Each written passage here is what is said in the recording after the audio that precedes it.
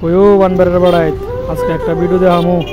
আপনারা যারা ব্রাহ্মণবাড়িয়ার উত্তর অঞ্চলে যে কয়টা উপজেলা রয়েছে আশুগঞ্জ, নাসিরনগর, সরাইল, বিজয়নগর, এদিকে যারা যাতায়াত করি এই রুট দিয়ে যারা যাতায়াত করি আমরা নিত্যদিনের দুর্ভোগ যারা আমরা এই 2019 সাল থেকে বয়ে বেড়াচ্ছি, কবে যে শেষ হবে তাও জানি না।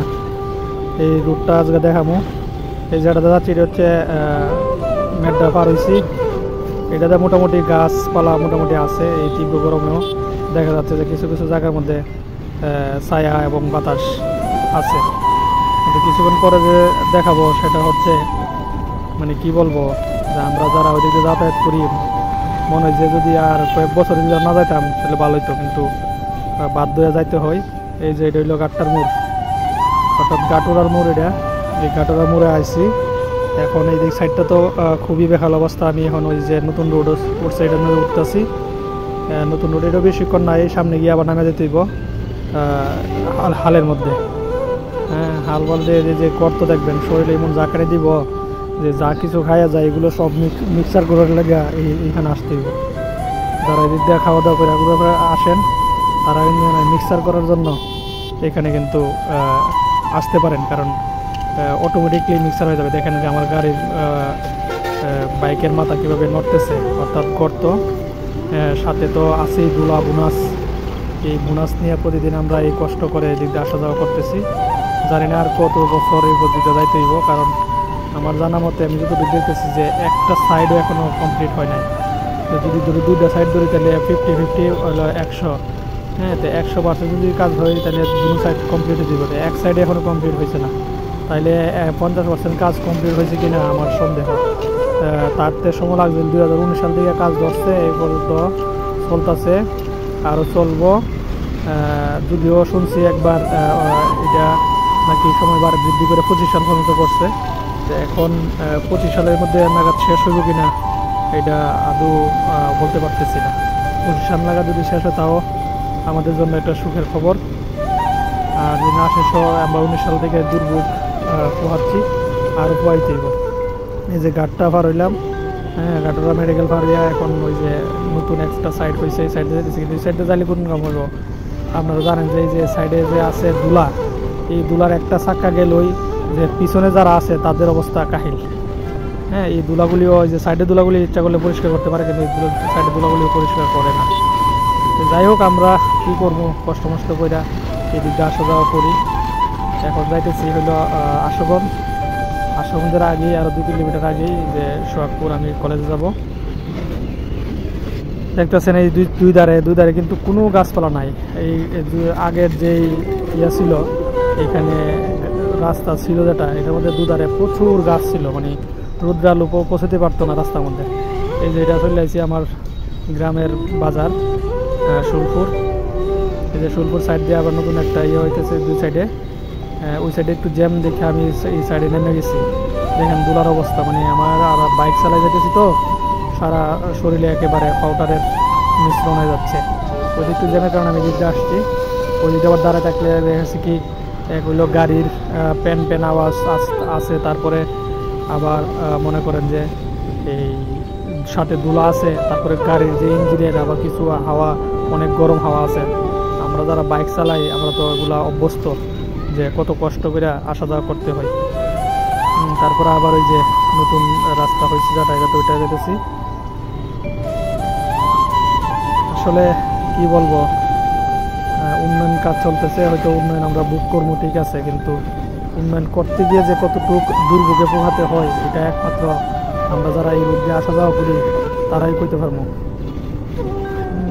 খুব মানে কষ্ট করে একটা যাতায়াত হয় প্রতিদিন। এটা তো আসলে অফিস যতদিন খোলা থাকে প্রতিদিন আমাদেরকে যেতে হয়। এই যে নন্দনফুল ক্রস করতেছি। এই যে এখানে জ্যাম থাকে প্রায় সময়। আসলে কোন গাড়ি কোন দিকে আসবে বা মানুষ কীভাবে পারাবার হবে কেউ কারো দোহাই বা কোনো কিছু মানে না। এই যে আর্জেন্ট করে চলতেছে যাইতেছে, কী করবেন করেন। আসলে আমাদের এই দেশটা যে কবে নিয়মতান্ত্রিকভাবে চলাফেরা করবে। বিশ্বরের কাছাকাছি চলে আসছি, অল্প কিছুদিন পরে আবার একটা দুর্ভোগে পৌঁছে এখানে দেখেন একটা গাড়ি উল্টাই বের হয়েছে। পণ্যবাহী একটা গাড়ি, খুব সম্ভবত বেকারির মালামালের একটা গাড়ি মনে হয়। এই যে এগুলা এখন মাল অন্যভাবে নিতেছে, গাড়ির উল্টায় পড়ে রয়েছে। এরকম নিত্যদিন অনেক দুর্ঘটনা ঘটে এই রোডের মধ্যে। এই যে নামলাম আরেক জায়গায়, দেখেন মোটরসাইকেলের মাথা কীভাবে লাফাচ্ছে। এই যে উপরে সামনে যে ট্রাক কীভাবে লাফাচ্ছে। এখন রাস্তা শুধু কাজ চলতেছে, তো এই জন্য কাজ চলতেছে। আসলে 19 সাল থেকে চলতে আছে, এখনও পর্যন্ত চলে। আগামী কয় বছর পর্যন্ত চলে তাও জানি না। সময় সময় যে বিশুর আসলাম। আর দেখেন আমরা আসলে পাবলিক যারা আছি, এই যে মেন রাস্তার মধ্যে এই পণ্য নামাচ্ছে, মালামাল নামাইতেছে। এইভাবে আমরা প্রতিদিন কষ্ট করে যাতায়াত করি প্রত্যেকে। আসলে দুর্ভোগ কিন্তু আমরা যারা মোটরসাইকেল তারা না, যারা ওই যে বাসে বসে আছে, বাসে ইঞ্জিনে বসে আছে, তাদেরও তারা এই ঘন্টার পর ঘন্টা বসে থাকতে হয়। কোনো নিয়মতান্ত্রিক নাই যে যেমন তেমন গাড়ি ঢুকতেছে বাইরেতেছে, কী করবে। আর ট্রাফিক ভাইয়েরও কী করবে এই গরমের মধ্যে। এবং আমরা যদি কথা শুনতাম তাইলে এরা একটা কথা বললে বা একটা নির্দেশনা দিলে আমরা মানতাম। এই যেমনি মানুষ আসা যাওয়া করতেছে, এই গরমের মধ্যে দাঁড়াইছিলাম প্রায় এখানে আছে থাকতে 15 মিনিটের মতো। এখন দাঁড়াই আছি, তবে আবার ভিডিওটা কিছুটা স্কিপ করে হয়তো বা নিয়ে যাবো, কারণ এত সময় ভিডিও করা যাবে না। এই যে বেরিয়ে যাচ্ছি, এই আর ধোয়া দেখছেন কী অবস্থা। শুধু মাথাটা কোনো কারণে বাচ্চা থাকে ধুলার কারণে, হেলমেট পরার কারণে। আর যদি আমি তো দেখেছি যে কাপড় চোপড় গাড়ি পরে যায়, একবার ওয়াশ করলেই শেষ, এটা পরবর্তীতে আর করার কোনো সুযোগ থাকে না। এই যে আবার রাত্রের দিকে এখান থেকে প্রায় সোয়াকুর পর্যন্ত এই এক পাশেরটা হয়ে গেলে কোনো আমার ভিডিও এই রোডটা একটু সিপা, যার কারণে দুই পাশ থেকে গাড়ি আসা যাওয়া করতে অনেক অসুবিধা হয়। এবং সাইডে আছে বালু, বিশেষ করে আমরা যারা মোটরসাইকেল চালাই তারা তো ভালো করে জানে যে বালু খুবই আমাদের জন্য ভয়ঙ্কর একটা যদি গাড়ি সাইড করতে হয় কোনো কারণে স্লিপ কাটার আশঙ্কা থাকে, যেই জন্য আমাদের জন্য খুবই ভয়ঙ্কর। দেখতে থাকেন আপনারা ভিডিওটা। যারা এই রুট দিয়ে আসা যাওয়া করেন তারা কমেন্টস করেন, শেয়ার করেন, মানুষকে দেখার সুযোগ করে দিন যে আমরা কতটুকু দুর্ভোগের মধ্যে বর্তমান চলাফেরা করতেছি। আপনারা জানেন যে এই রুটটা আশুগঞ্জ থেকে আখাউড়ার দরহার হয়ে এটা ত্রিপুরা রাজ্যে ঢুকবে, যেই কারণে এই 4 লাইনের কাজ চলতেছে দীর্ঘদিন যাবৎ। এইখান থেকে আখাউড়ার যে দরকার এবং আশুগঞ্জ থেকে এখানে 50 কিলোমিটার রাস্তা, এই 50 কিলোমিটার রাস্তা 4 লাইনের কাজ চলতেছে। এই পাশে আছে আমাদের ব্রাহ্মণবাড়িয়া সদরের, এই পাশে আছে হলো সরাইল, নাসিরনগর, বিজয়নগর এবং আশুগঞ্জ। এই 4টা উপজেলার মানুষ এই শহরে ঢুকে এই রুট দিয়ে। আর ওই পাশ দিয়ে আছে হলো আখাউড়া, কসবা, নবীনগর, বাঞ্চালমপুর উপজেলা, ওই দিক দিয়ে ঢুকে। আসলে আমরা সদর তো আছি, সদর তো পুরোটাই পড়ছে এর মধ্যে, এই রোডের মধ্যে।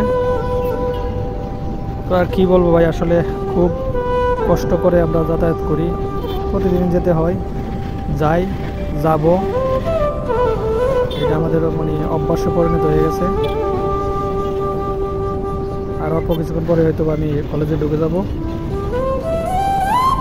তবে প্রশান্তি লাগে যে যখন কলেজে ঢুকি, কারণ কলেজের পরিবেশটা এত সুন্দর, মানে কী বলবো, গাছ আর গাছ, প্রচুর গাছ।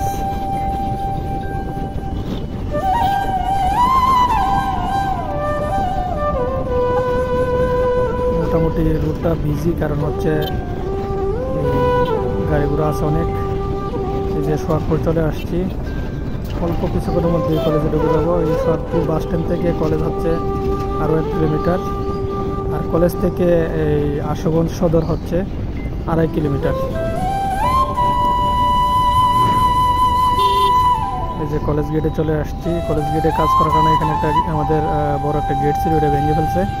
আবার ওইখানে একটা হালকা ছোটো একটা গেট দেওয়া হয়েছে, যে পকেট গেট দিয়ে আমি ঢুকতেছি। দেখেন কলেজের পরিবেশটা, মানে গাছ আর গাছ, গাছের জন্য যে বিল্ডিংগুলো আছে এগুলো দেখা যাচ্ছে না, প্রচুর গাছ। যার কারণে কিন্তু কলেজে মোটামুটি একটু তাপ কমই লাগে। যে কলেজের চারপাশ দেখেন, খুব সুন্দর পরিবেশ।